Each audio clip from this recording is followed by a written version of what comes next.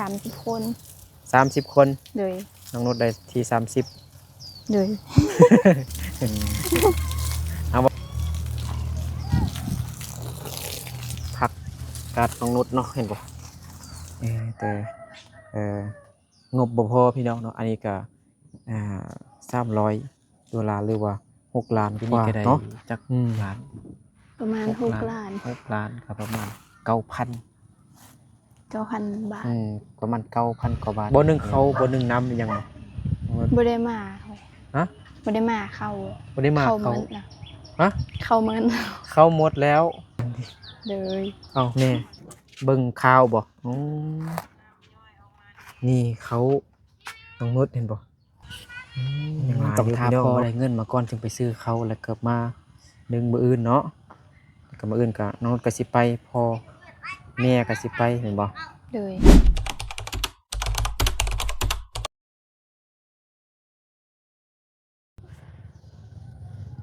กราบทักทายสบายดีพี่น้องเบิดสู่คู่สู่คนเด้อบ่ว่าอยู่ในประเทศหรือว่าอยู่ต่างประเทศก็ยินดีต้อนรับเข้าสู่2บ่าวนึกเผาปล่อยเช่นเก่าเหมือนเคยเนาะ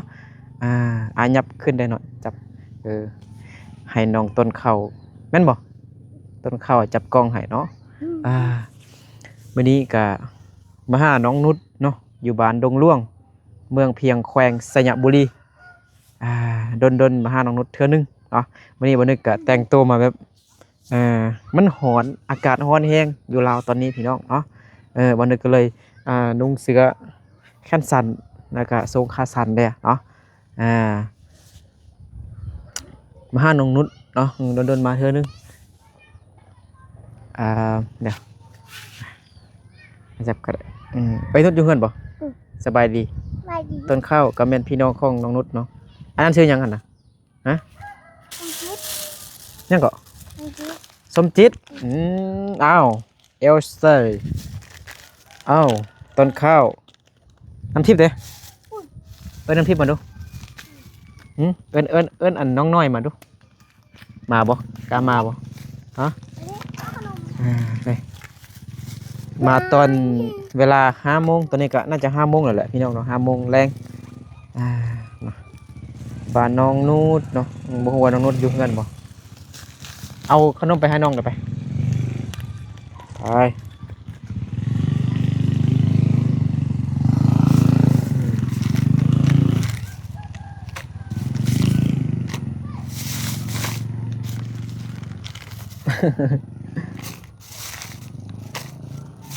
น้องนูดอยู่เฮือนบ่ขี้อายบ่ผู้สาวน้อยขี้อายเนาะ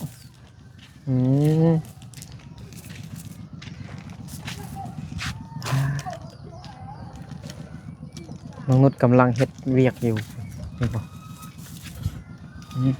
คือมิดจิลี่เด้น้องนุชอยู่คนเดียวบ่พ่อแม่เด้น้องนุชพ่อแม่เด้พ่อแม่เด้ขอไปจังแม่เด้แม่บ่ไปบ่ได้ไป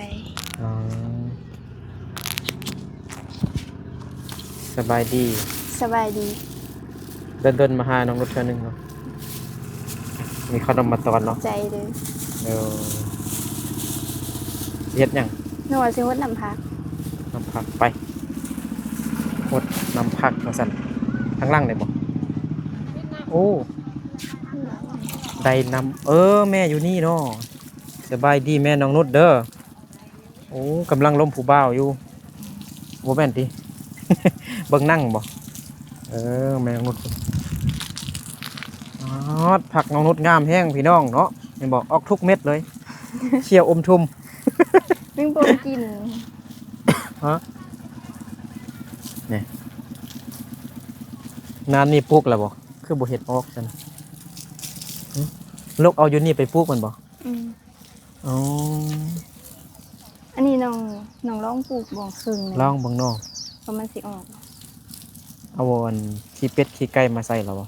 บ่ได้เอามาใส่นี่ว่านเอาก็ได้ปลูกก็ได้ปลูกก็ดีคันนั้นโอ้ ออกเนาะเมื่อกี้เห็นน้องนุชหดอ่าผักหดดอกไม้อีหยังอยู่หน้าบ้านเนาะหน้าเฮือน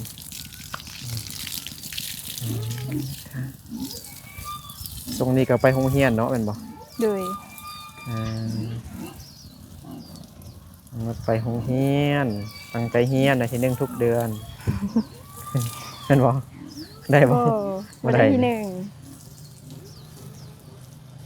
ยืนในห้องมีจักคนจ้ะ 30 คน 30 คน โดย น้องนุชได้ที่30 โดย เอาว่าความจริงเด้อที่หยังซั่น ได้ที่13โอ้เก่งแล้วตอนไอเฮียนได้ที่1ตลอดไอ้นะกายเก่ง ตอนไอยังเข้าเฮียนตอนเด็กหน่อยตอนเข้าเฮียนอยู่มัธยมได้ที่1ตลอดบ่นึกที่1ที่2เปลี่ยนกันแล้วก็เป็นคณะห้องอีกได้แต่ม1ฮอดม7พุ่นบ่นึกเนาะเพราะว่าอายุหลายเด้นะอาจารย์เห็นบ่นึกอายุหลายแล้วก็เอาเป็นคณะห้องเป็นผู้ใหญ่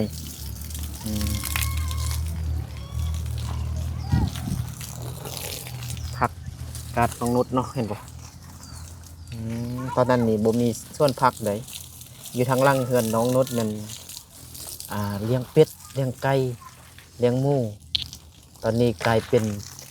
ส่วนผักกาดผักหอมแล้วเห็นบ่น้องนุชครับก็หวานผักกาดเนาะผักกาด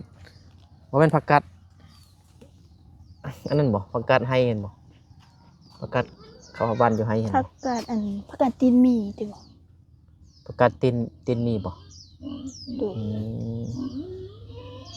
มื้อแรงกะเฮากะเอาผักนี่ไปแกงกินเนาะ อันนี้ บ่มี เบี ห ย ยัง ร์ กินฮะ เบียร์ฮักใบขี้เหล็ก กินได้บ่ ได้ กินได้บ่ ได้ กินได้กินเนาะ ใบขี้เหล็ก กินได้ใบขี้เหล็ก ใส่หนังแซ่บ มาใส่นางแซ่บเนาะ เลย มื้อแรงนี่ก็ลกไปกินเนาะเห็นสวนผักน้อยๆจังซี่ดอกกินฮอดตอนสมัยเด็กสมัยตอนมนึกยังเด็กน้อยเข้าโรงเรียนเนาะมื้อแรงสิเฮ็ดหยังกินน้องนุช ยังบ่ฮู้แท้ หึ ยังบ่ฮู้แท้ น้ำหูเถอะมื้อนี้บ่นึกบ่ได้ไปไกลพี่น้องเนาะรู้สึกปวดหัวก็เลยมาดินน้ำน้องนุชเนาะบ้านน้องนุชกับเศร้าลีกะบ้านเดียวกันเนาะบ้านดงหลวงเมืองเพียงแขวงสยบุรีเป็นหมู่บ้านของชนเผ่ายวนเนาะ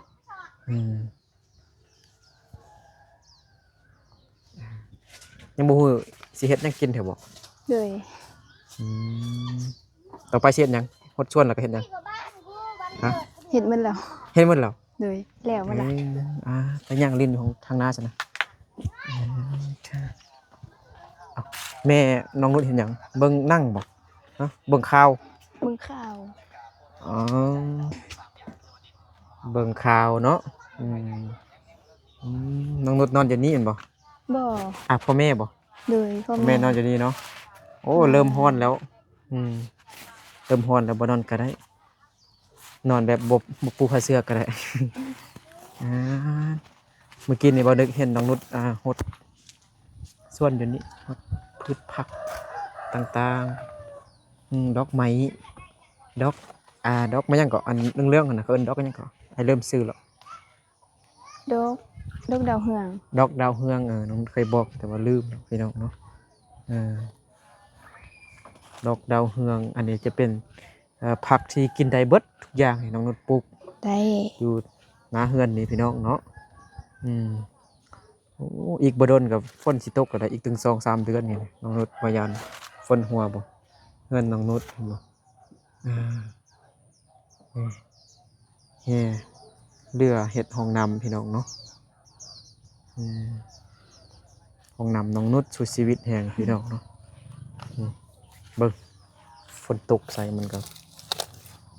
พลอยหมดแล้วผ้าบัดพี่น้องเนาะเห็นบ่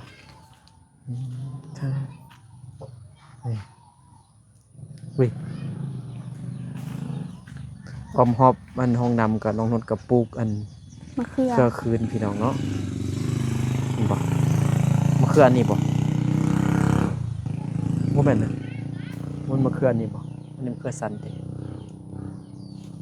เคยยาวบ่ มันคือยาว เคยยาวเนาะแม่นนี่อืม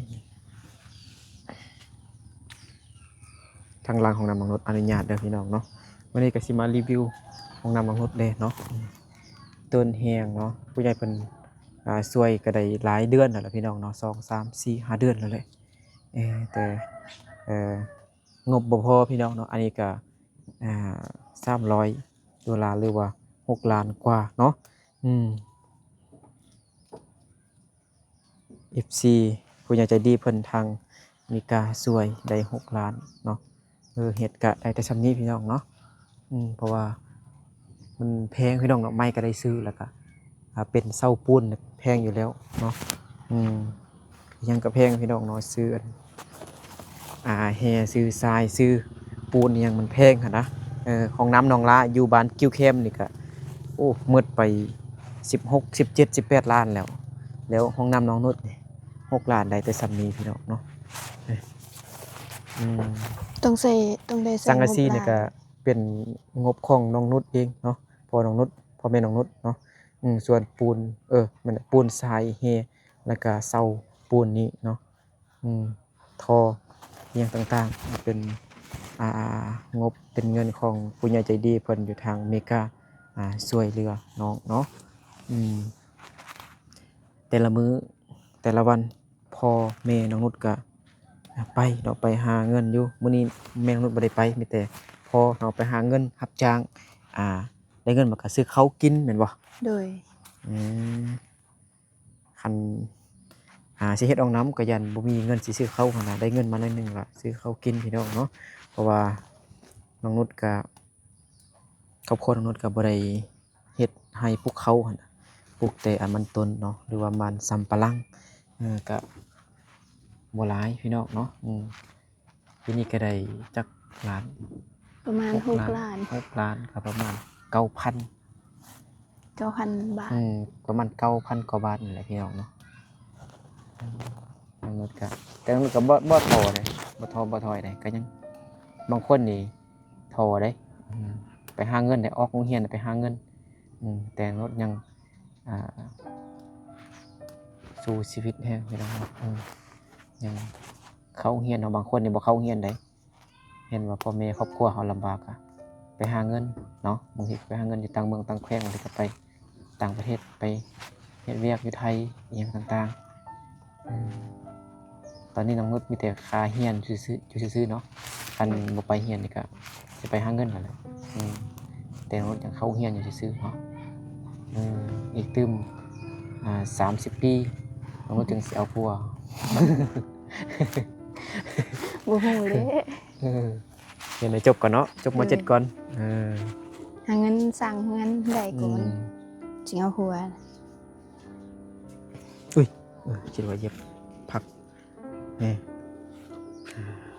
มื้อนี้บ่นึกก็เอาอันรถวิโก้มาพี่น้องเนาะจอดอยู่นี่ รถวิโก้สองตีนเฮือนน้องนุชกับเฮือนน้องน้องลีเนาะเซาลีเนาะอยู่ใกล้กันพี่น้องอยู่บ่ ห่างกันประมาณ50 เมตรเนาะ50 เมตร 50 60นี่แหละพี่น้องเนาะหมู่บ้านน้องนุชกับเซาลีเนาะใกล้กันเนาะน้องนุชสิเฮ็ดหยังเฮ็ดเวียกหยังต่อบ่เฮ็ดกินบ่สิเฮ็ดหยังกินมื้อแลง บ่มีหยังเฮ็ด บ่ยังเฮ็ดหรอกแล้วสิเฮ็ดหยังกินมื้อแลงน่ะฮู้แล้วบ่เมนูหยังเก็บผัก ซอกเก็บผักเด้ เก็บผักเก็บผักเก็บหญ้ากินเนาะอยู่ตามมื้อนี้บ่มีอยู่บ่ฮะบ่เห็นมีผักอีหยังแบบนั้นน่ะมีแต่ใบมะเขือคืนใบทุน เอามะเขือไปลวก มะเผ็ดผักอีตูนฮะแล้วมะเขือนี่นะ เด้อ ยังสิเอามะเขือน้อยนี้มันกำลังใหญ่เด้ฝากไว้ก่อนก็ได้ พอดี กินข้าวกับน้ำก่อน สำเร็จบ่ได้แซ่บ คืออันน้องๆคนมงเพิ่นก็บ่ยังกินก็กินข้าวกับน้ำแต่ว่าต้องเป็นข้าวเจ้า ข้าวเจ้าเฮ ข้าวเจ้า กินละลาก็แซ่บ แม่นกินแล้วก็แซ่บแต่ให้กินเป็นประจำก็กินมันก็บ่นั่นเนาะ บ่ได้ บ่คืออันมงคนมงถ้าเขากินข้าวเจ้าเป็นประจำอยู่แล้ว อืมน้องนุชเนาะเออ FC ที่เข้ามาใหม่อาจจะยังบ่ทันรู้เกี่ยวกับประวัติของน้องนุช เคยมีประวัติอยู่แล้ว ชื่อว่าน้องนุช เลยไปแล้ว 6 ปีเห็นบ่ 16 ปี อยู่ม ม .5 5ม .5 พี่น้องอยู่ชั้นม .5 น้องนุชกำลังเรียนอยู่ชั้นม .5 เนาะวันเสาร์วันอาทิตย์น้องนุชก็ไปรับจ้างพี่น้องเนาะไปงัดมันต้นหรือว่าไปสวนทั่วสวนมักมูไปรับจ้างเนาะมื้อละ500,000 800,000 900,000 200,000ก็ว่ากันไปให้ได้เงินมาก็เฮ็ดเอานะซื้อข้าว เอาแบ่งซื้อ ซื้อ ข้าว ปึ้มซื้อบิ๊กซื้อโซ่บ่ เลยเอาใส่ขาน้ำค่าไฟเขา อ๋อ ได้ ค่าน้ำค่าไฟเด้ค่าไฟแพงบ่ แพง เดือนหนึงนี่เท่าใด 50 ปลายพัน 50 ปลายพัน50 ปลายก็บ่ฮอด100 บาทพี่น้อง ประมาณ70 80 90 บาทพี่น้องเนาะอ่า ต้นนี้ออกลายดีมาคือ ครอบครัวน้องนุชก็มีทั้งหมดก็ 6 คน 6 คนพี่น้องเนาะมีผู้ใดแด้ให้เรามาเติมเนาะก็เคย มีพ่อ สัมภาษณ์น้อง แม่แล้วก็ไอออนแล้วก็ น้องแห่ง น้องนุ่น มีพ่อแม่มีไอออสมีน้องนุชมีอัน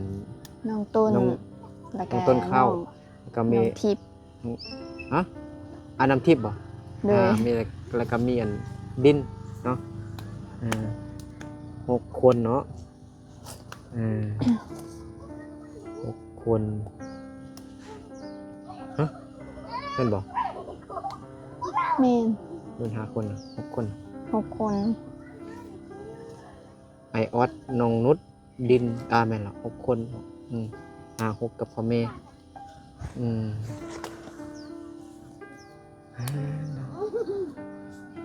คันสิเฮ็ดสิเปลี่ยนอันนี้มีบ่ยานะยาคาสิเปลี่ยนมันบ่หัวบ่ยานฝนต บ่ ก มีหญ้าขา สิฮอดช่วงฝนตกแล้วได้พี่น้องเนาะคนน้องนุชเนาะ บ่มีเวลาไปเกี่ยวเว้ยหญ้าขานะ คันที่ซื้อสังกะสีก็บ่มีเงินเนาะได้เงินมาก็ซื้อข้าวกินพี่น้องเนาะมื้อนี้ก็วันศุกร์มื้ออื่นก็วันเสาร์สิไปยังมื้ออื่นหาเงินบ่ ไปเงินมัน ไปงัดมันไปรับจ้างบ่ รับจ้าง ไปรับจ้างพี่น้องเนาะ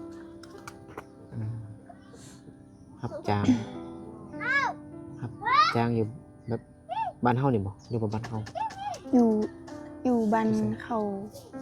ให้บ้านอื่นเขามาจ้าง ฮะแต่ว่าอื่นเขามาจ้างบ้านอื่นมาจ้างเฮาไป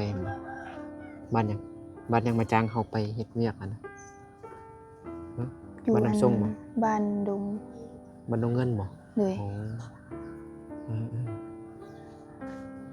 บ้านดงเงินมาจ้างเอาคนงานเฮาเนาะบ้านดงหลวงเฮาไปงัดมันเนาะ บางที มื้อเท่า ก็ ใด มีบ้านอื่นแต่มีหลายบ้าน หลายบาทเนาะบ่ได้ไปอันบ้านนั่นบ่บ้านน้ำส้มบ่ บ่ บ่ได้จ้างบ้านน้ำส้มอยู่บ้านน้ำส้มบ่ได้ไปบ่ บ่ได้ไป มันใกล้แต่เนาะ เลย อืม บ่เคยไปสักเทื่อ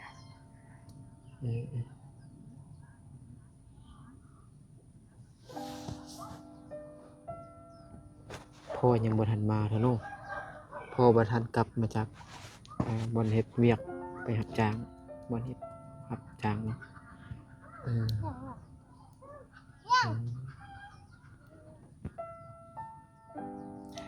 แต่กี้ก็ได้จักเดือนแล้วไอ้บุญมาสัมภาษณ์น้องเนาะทีมงานสายบุญอยู่ทางภาคใต้เนาะเขาไอเตียงทอง ไอลี่เบาลี่เบาบุญเบาเตียงทองก็เคยมาอยู่พี่น้องเนาะมาสัมภาษณ์แต่น้องนุชเป็นไอ้บุญเนาะ เล สัม ย ภาษณ์ตะกี้พี่น้องเนาะได้จักเดือนแล้วที่ผ่านมา5-6 เดือนแล้วบ่เนาะตะกี้ ได้หลายเดือน น้องนุชก็ยังน้อยอยู่ตอนนี้น้องนุชเป็นผู้ใหญ่แล้ว เอาพวกก็ได้เนาะ แต่บ่เอา บ่เอาเด้อเรียนให้จบก่อนเนาะ เลย อยู่บ้านดงหลวงนี่ค่ะครอบครัวน้องนุชก็ลำบากอยู่พี่น้องเนาะนี่ต้นน้องเนาะบ่ได้คันน้องนุชบ่ได้เข้าเรียนน้องนุชสิไปหาเงินนี่น่าจะได้เงินมาสร้างหอสร้างเรือนได้แล้ว แต่ว่าน้องนุชยังค้าเรียนอยู่พี่น้องเนาะแต่ละมื้อแต่ละวันพ่อแม่น้องนุชก็ไปหารับจ้างอยู่แถวๆบ้านนี่แหละพี่น้องเนาะบ่ได้ไปไกลพ่อแม่บ่อยากไปเฮ็ดเวียกอยู่ไทยบ่รับจ้าง อยากไป อยู่คิวแคมกับนั่นอยู่เด้จะต้องเฮ็ดพาสปอร์ตครับหรือว่าเฮ็ดบัตรนั่นก็ได้แต่ตอนนี้เขาให้มีพาสปอร์ตหมดเลยหนังสือผ่านแดนมันจึงปลอดภัยดีปลอดภัยดีนั่นพาสปอร์ตเขื่อนเอ้ยติงกับไปมื้อนั้นไปเก็บมะขามบ่ได้เฮ็ดพาสปอร์ตเจ้าหน้าที่เพิ่นไล่หนีกลับบ้านหมดให้เฮ็ดพาสปอร์ตกลับไปอีกก็ได้เงินหลายอยู่ดิน้องนุชนี่บ่อยากไปบ่ อยากไป แต่ค่าเฮียนเนาะ บ่หอยดาวไปเฮือค่าเรียนอยู่เรียนจบก่อน เรียนจบก่อนเนาะน้องนุชเข้าเฮียนอยู่ชั้นม.6 ม.5 เนาะ ม ยัง2 ปีไปเบิ่งแม่เฮ็ดหยัง .5 กวาดบนนอน กินน้องนุชก็ล้างถ้วยล้างบวงล้างสามกะละมังอีหยังแล้วก็หดผักหดพืชทางนาทางหลังเฮือนเนาะหมดเบียกบ่ เลย มีแต่ทาสิแต่งกินเนาะเก็บผักน้องว่าสิเก็บผักเก็บอยู่แถวนี้นะผักมันยังมีนะเห็นแต่หญ้า มันก็บ่ค่อยมีทางหรอกเก็บดูแหละ เก็บดุเราแมลงดีผมยังกินข้าวละลาเนาะ เลย มีข้าวละลาเบิ่งดอกไฟทางหน้าเฮือนน้องนุชกับสู้ชีวิตแฮงพี่น้องเนาะ มันแตก บ่ บ่ได้เฮ็ดแตกมันแตกเองบ่ มันแตกเอ มัน ง ร้อนเนาะ เลย นี่พี่น้องเนาะอีหยังเป็นตาอีต้นมันพี่น้องดอกไฟน้องนุชทางหน้ามันก็แตกมันร้อนเนาะเป็นดอกไฟกลมๆเนาะบ่เป็นดอกไฟยาวแต่มันก็ยังหุ้งอยู่เหมือนบ่ หุงดีอยู่ บ่หุ้งนั่นเนาะแรงบ่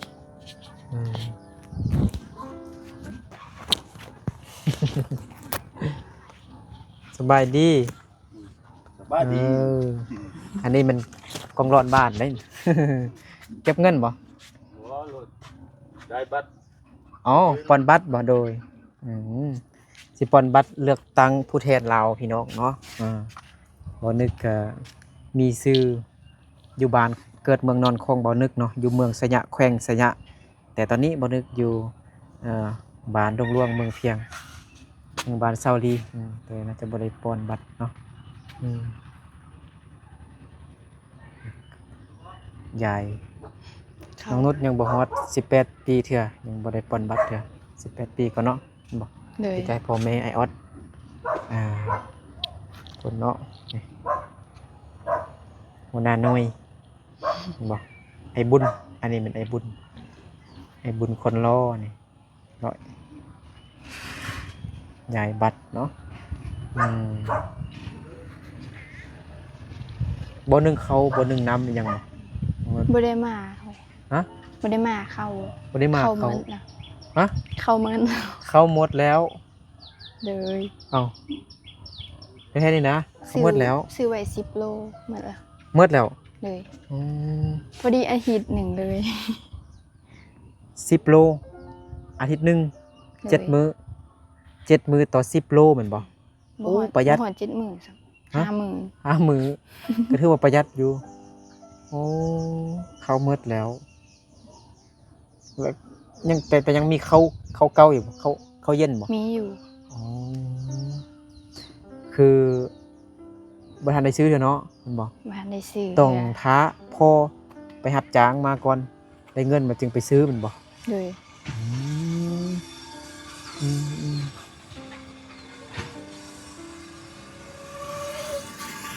นี่พี่น้องเนาะเพิ่นไปรับจ้างมาเห็นบ่ ส่วนจีนอันนี้น้องนุชแทบบ่ได้ไปเนาะวันจันทร์วันศุกร์ฮอดวันศุกร์นี่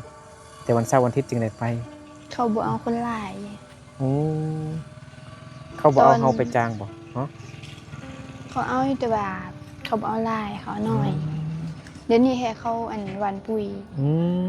ตอนปลูกมะทั่วแห่น้องไปอยู่ อ๋อบุงทั่วนี่เขาเอาคนหลายแม่นบ่ เลย ตอนนี้เขาเลือกแม่นบ่เพราะว่า เขาเลือก เวียกแบบบ่หลายบ่อ๋อเขายืนอย่างไรบ่พาอันนี้ไปเบิ่งดู FC ไปเบิ่งดูพี่น้องเนาะไอ้ตัวนี้แน่เบิ่งข่าวบ่อ๋อนี่เขาน้องนุชเห็นบ่ยังหลายอยู่พี่น้องเนาะ6คนแม่นบ่เลย คนกินพี่น้องเนาะข้าวเหนียวพี่น้องเนาะมีแต่คนมุงกินข้าวเจ้าถ้าเรากินข้าวเจ้านี่ก็ได้หลายอยู่เลยโลนึงเลยหุงก็ได้หลายอยู่บ่ได้ดังไฟเถอะเนาะ ยังไม่ได้ย่างไฟ เนาะเนาะไอ้ออดไปยังหรอน อนอยู่เฮือน อายของน้องนุชก็ไปเฮ็ดเวียกมาอยู่เวียงพี่น้องเนาะแล้วบ่สบายหรือว่ามีคนเฮ็ดให้หรือว่าอีหยังก็บ่ฮู้พี่น้องเนาะแล้วให้ออดกลับมาบ้านแล้วก็เป็นคนแบบขี้อายบ่อยากปากบ่อยากเว้านำคนอื่นหั่นนะขี้อายเนาะมีแต่อยู่เฮือนไปไกลบ่ได้เนาะแต่กี้ก็เป็นคนปกติอยู่แหละแต่ตอนนี้ก็ให้ออดก็หลังจากที่ไปเฮ็ดเวียกอยู่เวียงนั่นบ่ เลย มาแล้วก็มาบ้านแล้วก็เป็นคนขี้อายแล้วก็อีหยังแล้วก็ เราแบบอันไปขี่รถ ย้าน ล่มเด้ รถล้มขี่รถล้มเลยเนาะ เลย โอ้แต่กี้ก็เคยมีอยู่บ้านอายก็มีอยู่แต่เราเสียแล้วตอนนั้นเนี่ยไปเสียหยังให้อีหยังต่างๆเราเป็นคนตลกแล้วก็ม่วนคนดี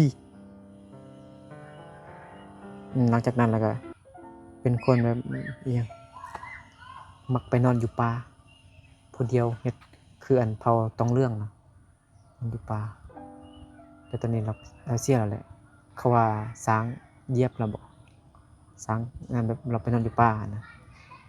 ไปกวนช้างเข้าอยู่ส่วนช้างต่างๆเราหลังจากนั้นแหละเห็นข่าวอยู่พี่น้องเนาะประมาณจักโมงพอจึงกลับมา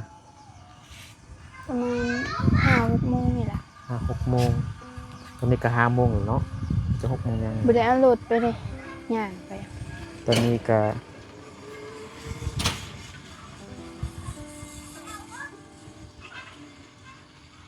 5 โมง6 โมงยังแล้วพี่น้อง6 โมงยังแล้วต้องทาพอได้เงินมาก่อนจึงไปซื้อเขาแล้วก็มามื้ออื่นเนาะก็มื้ออื่นก็น้องก็สิไปพอแม่ก็สิไปเห็นบ่ เลย ไปรับจ้างซื้อเขากินไปวันๆพี่น้องเนาะอื่นน้องนุชพ่อแม่ไปเห็นบ่ไอ้ออดบ่ได้ไปบ่ บ่ได้ไป บ่ได้ไปเอ้าต้นเข้านำทิพย์ขี้ดื้อแท้